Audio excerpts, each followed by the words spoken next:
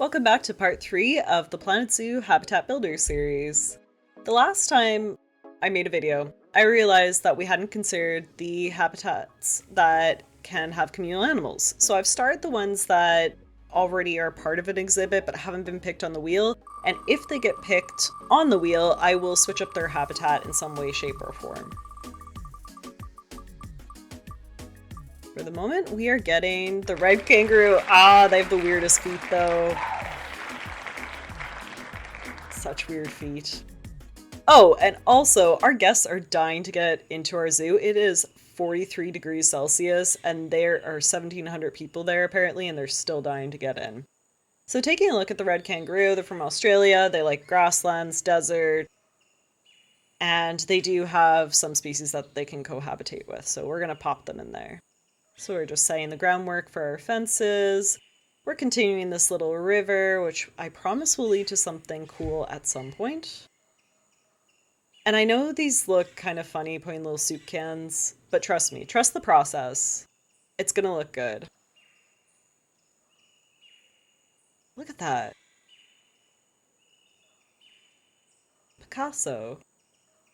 I love doing these for desert exhibits. Or habitats, I should say. I'm not going to make you go through the fence process because it's always a nightmare for me, but as you can see, we're starting to add a ton of rocks. Love a good rock garden. And I had notions of doing some sort of rock dam for them to climb through, but then I realized some of the animals in our exhibit might not be good climbers, so I thought they're pretty good jumpers though. So we'll do a little rock path for them. And then it evolved into a rock path leading through their exhibit, which I thought was really cute. And of course, we need to have a layer of realism. We're not going to be having floating rocks in our zoo.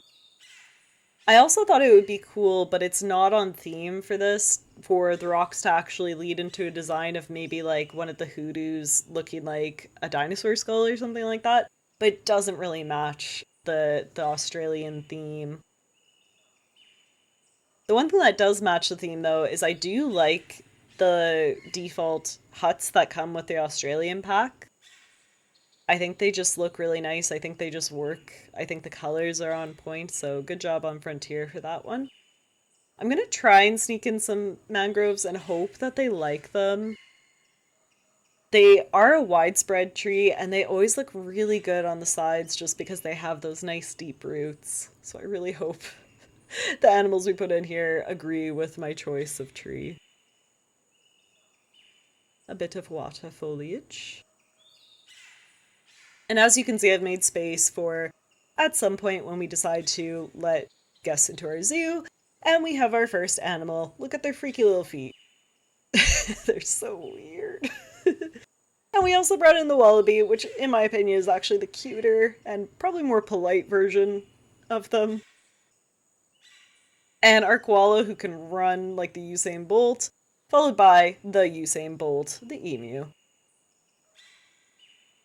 Oh, I take back everything I said about the kangaroo because he's using our path. They are now the greatest animal ever. So, despite me thinking where they're from is essentially a barren grassland of dead grass, they apparently like real grass. So I've gone ahead and I've given them some more grass. They didn't like the mangroves, so I did have to take them out, but we're adding some palms. And I love this tree. I like the thick boy there. Add a little bit of color with these trees and a bit with the flowers. We don't want to go too overboard just because it is a lot of, rock and sand, and I want it to look dusty and dry with little spots of life here and there. We'll make a grass pasture area. And just to make our life easier, we're just going to group these up and use them. I know they won't go up here, but I just think it always looks nice when you just have a little bit of life, even if the animals aren't going to go up there. Double check that they're happy with all of the foliage. Oh no! So a lot of the foliage I picked out either the emu or the koala or the kangaroo or the wallaby just didn't end up liking the palms being one of them, so we have to do these fern palms now. I wish you could filter out by species for these rather than just biome. Like, I think those other options should still be there, but it would make so much more sense if you could do species. It would save you such a headache to see just what you could work with these 4 species in here.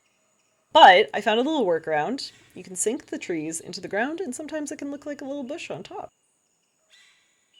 And unfortunately, some of our animals can't jump very well, and they're just swimming across, and I kind of feel bad. So we're going to solidify this rock path so it's more of a rock bridge now. Great, we'll add some enrichment. The koalas need some climbing areas, so we'll provide that. And of course, some nice bedding. There you go, little guy. Here we are. Oh, love the rock path. And I had a little waterfall toy. But I really like this. I really like the grasses. I didn't think I would like it as much as I did. I usually like waterfalls and more tropical exhibits, but I think this is my new favorite. And because we've done such a great job, we have some babies. My one comment is the koala just looks like a shrunken down version of the adult, but look at the emu! He's adorable. So cute. Thanks so much for supporting this channel and supporting this series.